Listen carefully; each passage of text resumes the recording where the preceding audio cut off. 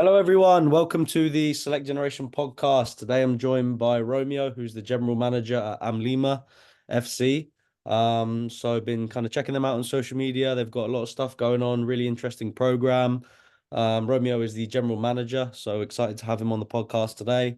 Without further ado, we'll get into it. So yeah, Romeo, I'll let you introduce yourself and we can start the conversation.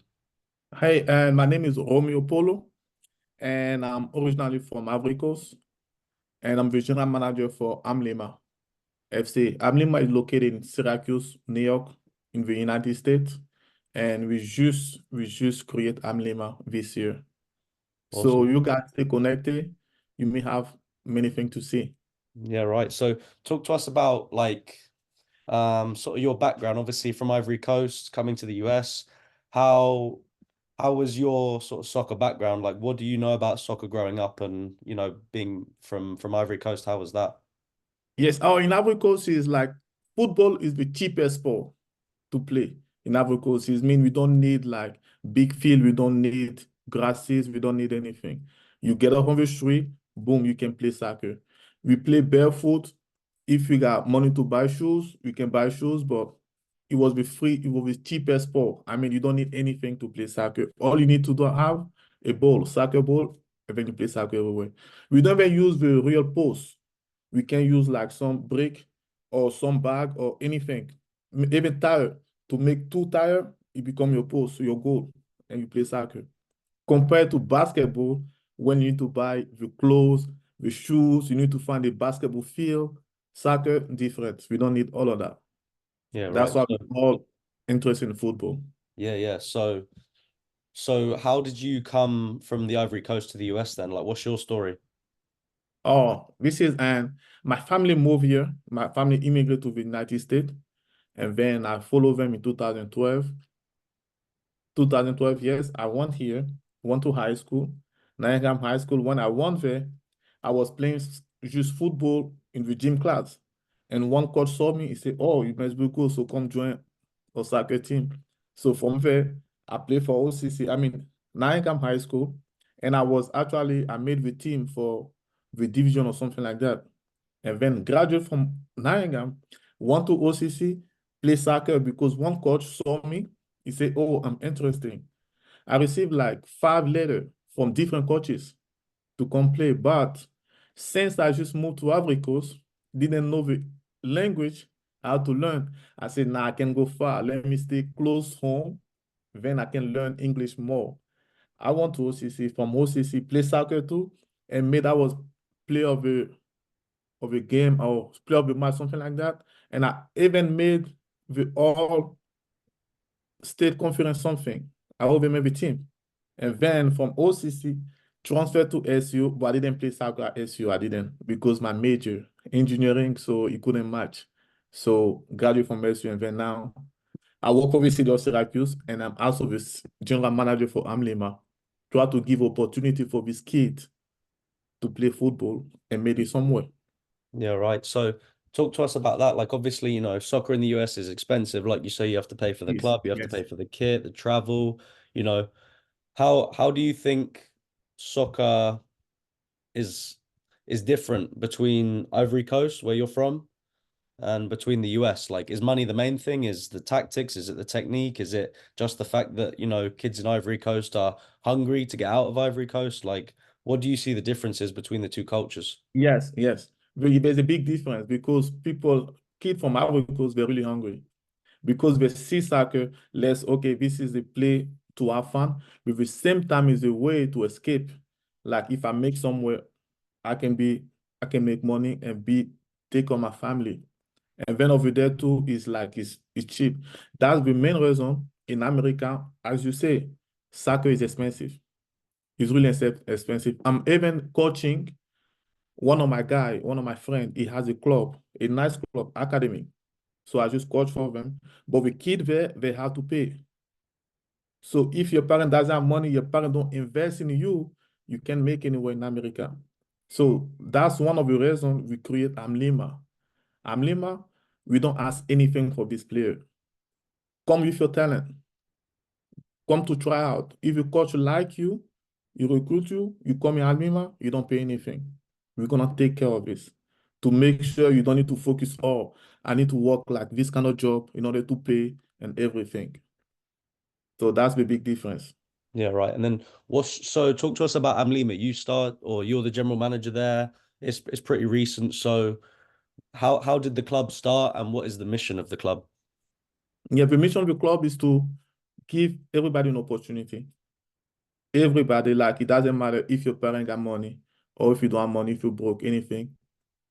Give your opportunity and then also for the high school student, because we got many high school students who will come, and then we hope some college coaches can come to our game and watch them. So and then so far we're doing great because we have like great coaches. We have coach with experience, coach with already coach over team, was coaching the UPSL. So the mission is to give opportunity to everybody and make sure this kid focus and then make some way. Got it. So for you as a general manager, like what's your role? Like are you helping out with the coaching? Are you helping out with the business side of it? Are you helping out with the administrative? Like as a general manager, what responsibilities do you have?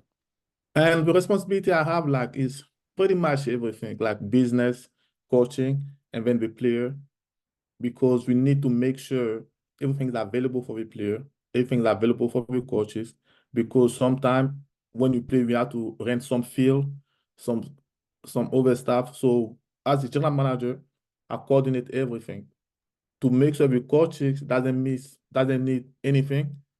I can provide, and then for the player too. Got it. So for you, so it's interesting because for you as a sort of coach or a general manager, when you're recruiting players, like a lot of people that listen to this podcast are like 16, 17 years old, they're trying to go to college. So similar to a player that you might be recruiting. Now, for college coaches, they're looking for a player that's kind of not finished, but they've developed a lot, right? They're kind of at the end of their development. They're getting ready to go and play college soccer to win matches, whereas you're probably recruiting players, maybe not the finished product because you want to develop them still. So for you, when you're recruiting like a 12, 13, 14, 15-year-old, what are you looking for in a player? And for us, is like, for me, honestly, I don't look for anything much because I let the coach decide. You see, because I told myself I'm the general manager, I can do the coach job. So the coach had to see, okay, listen, we like this kid. We know he's not ready, but we can develop him and make it happen. Okay, you got my support, I can support you. But myself, I really don't care if the kid is good or is bad. It's all depends with coaches. For example, we have like a tryout at SU. Many kids came. I saw them, I like them, but if the coach don't like them, there's nothing I can do. So we encourage the coach decision. Whatever the coach decide to do, we take. And then when they join the team, we sign them, we make sure they follow the rule, and then we make sure they get a good treatment, they develop anything to succeed. Yeah, because that's really important. I've been talking to some coaches about like obviously there's good quality players, but players that are hungry, they're team players, they're not screaming at their coach to be substituted, or if they lose the ball, they want to win it back. For Yes. you as a general manager, being involved kind of in the club at the top, what is important for you about recruiting a player in terms of not their technical ability? There's 100 good players. But what's Yes. important? What's important for you about a player, off the field or how they are in terms of their personality, their characteristics? Like, what are you at Yes. Lima looking for? Yes. Because for us, we're looking for discipline first. Discipline. And then I've been telling to my coaches, I said, listen, it doesn't matter how good the player is. If the player don't listen, he had to listen first, and then he had to be respectful. Because it doesn't matter how many talent you can have. If you disrespectful, if you got a bad behavior, bad attitude, you can make anywhere. Because nobody gonna like you. So when the player come, and then I told the coach, listen, talk to the player.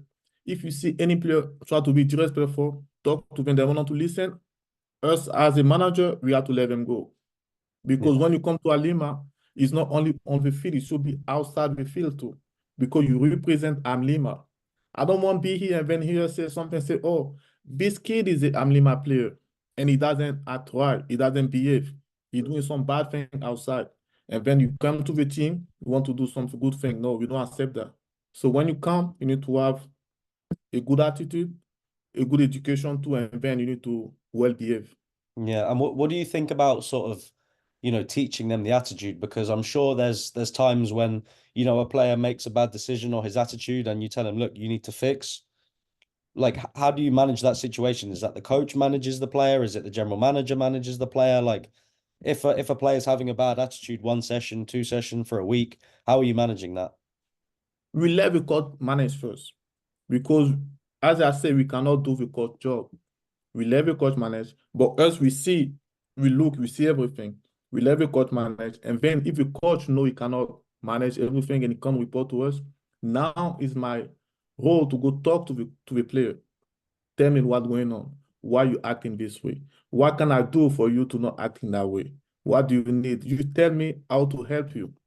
And then from that one, we really proceed. And if anything change, we have to do what we have to do. See what I mean? Because sometimes it might be the coach attitude too. Because I remember at one practice, there was a player was who wasn't listening. So the coach asked him to leave. He left. And after the practice, he came to the coach, they talk, they settle down, and then the next practice, everything became good. So sometimes you need to listen both sides. Because yes, I will have my coach size, but sometimes too, you need to talk to the player and tell him what he need, why he been acting this way. Yeah, right. Okay. Totally agree with that. What do you think? What do you think is the most important thing for your players to go to the next level? If that's to go to college or to go to the pros, like what do you think is the difference between a professional footballer and a what do you think is the difference between a player that goes to the pros, a player that goes to college, and a player that doesn't go and play college soccer? Like, what characteristics are difference between those three? And for player to go to pros, I think when a player go to pros, it's like you have to be hungry because not everybody can become pro. Not because there's so many players, so many players. When I say so many players, so many players, so many talented players. So not everybody can make pro. So when you want to go to pro, first of all, you need to be hungry. It should be your goal. Meaning what? You can go to practice, but after practice, you have to practice on yourself. You have to be like, I want this, I want that's the difference because there's some people, like for example, there's Messi and there's other player. Messi might be a gift, but he's working hard. So some player will go to pro, they have to work harder and give everything. And now the player who don't go to pro, I don't know, maybe they are not hungry enough. Maybe they think you're gonna just come like this. No, nothing gonna come to you. You have to look for it. Because they can't put everything available. But if you don't want it, you're not gonna do anything with it. Yeah, right. Totally agree with that. And then in the difference between a professional player and a college player, what do you think? With them color, and because like I just tell and I'm gonna give an example because my friend I coach for him, he's an ex-professional player. And when you say professional player, college player, you see the difference because the way they teach them in the pro level, the way you play, the way you behave. So when I see a college player and professional player, I'm gonna see the difference. But all this one is hard work. If you work hard, you listen to your coaches, and then you practice on yourself, you will be good. Yeah, no, I totally agree with that. And then for your players that want to play in college or that want to play after Amlima, Mhm. um, what advice are you giving them to prepare them to go and get a college offer, to get a professional offer? Like, yeah, what advice are you giving a player that wants to play in college or that wants to play after high school? Yeah, the advice is like you need to work on your grade. Yes, you want to play, but sometimes you need to work on your grade too, because school is important. Work on your grade, work on your game, and then listen to the coach. And also do your home research too is important because you want to go to college, you have to be ready. When we come here, yes, we're gonna prepare you because us, we try to prepare you for everything. Even Amlima, we have like some, and we want to implement some courses. For example, some courses for money management. Like everybody need it. For us, we didn't take that class, but we got professional who can come and teach you money management. Meaning what the day you make somewhere, you're able to manage your player. So from here to go to college, there are some classes you need to take. You cannot have a bad grade and go to college. I don't think it's possible. Maybe it happened, but I don't know. You have to have your grade. So when in high school, yes, you play soccer, but focus on your grade to be sure to attend this college. And then from that college, you can learn more and work harder. Yeah, right, got that. And then for you, when you're recruiting a coach, for example, when you're looking at a coach to manage a team, I talk a lot on this podcast about, what advice would you give to players, or when you're recruiting players, like what do you look for? And some of the general managers that say, oh, in a player, I'm looking for someone who's hardworking, or I'm looking for someone who's, they're left-footed, or they have a good finish. But for you, when you're recruiting a coach, what characteristics are you looking for in a coach? For characteristic, I'm looking for experience, and then if you know soccer, because not everybody gets experience too. You sometimes you can have experience, but it doesn't mean you're a good coach. You should know soccer, and you should know people. You should be able to communicate with people, because it's not easy. One example, this coach, the Real Madrid coach guy, when you see the guy, he have relationship with his friend. I mean, his player. It mean what? He know people. He know how to deal with people. So as a coach, how you react with people. It doesn't matter, kid, adult, how you react with people. Because this relationship will help the kid. Sometimes some kid, they lack of confidence. So if you can talk to them, listen, I know you got something, but maybe you lack of confidence, and then give that kid some trust and everything and help the kid. So I'm looking at this one mostly is like how you react with people. That's one of my things to recruit a coach. And then from that one, if you get experience, yes, you don't have experience, we're gonna make it happen. Because we always learning. No matter what, you're always learning. Yeah, right. And then for you, in terms of your role at the club, like what is your most exciting part about your role at the club? Like, why do you love being general manager? Oh, the thing I love is because, like, first of all, I love giving to the community.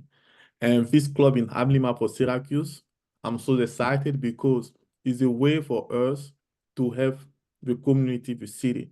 Because there's, as I said earlier, there's so many kids who love football, but because of lack of resources, like they don't have money, because their parents cannot afford for them, so they cannot play.